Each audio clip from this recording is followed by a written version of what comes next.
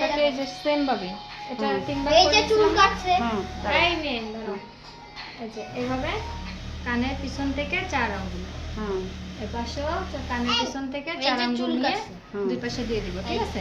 দিয়ে মাঝখান যে কাটটা থাকবো না, মাঝখান যে চুলটা, এই নড়ো না, মাঝখান যে চুলটা থাকবে ওই চুলটাকে সমানভাবে ধরে সমান কাট করবো এটা। হ্যাঁ, এটা সমানভাবেই কাট করবো। এই নড়ো না, ওই যে কাটতেছে, মনে করেন এটা সমানভাবেই কাটলাম, দেখলে কাটতেছে, কাটলাম না?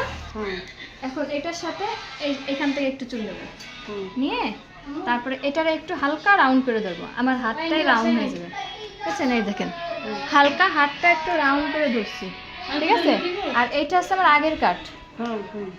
আম্মু নড়ো না, চুল কিন্তু কাটিং সুন্দর হবে না নড়লে, এই দেখছেন? তা এইটার সাথে আমি এটারে সেট করে একটু রাউন্ড, আমার এই কেসিটা দিয়ে আমি চুল কাটতে পারি না, একটু উপরে উঠে ফেলাবো।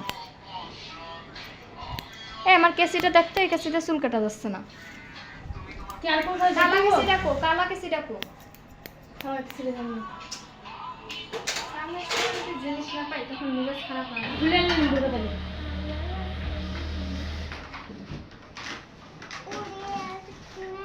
আবার হাতের কাজের জিনিসগুলি কি হয়?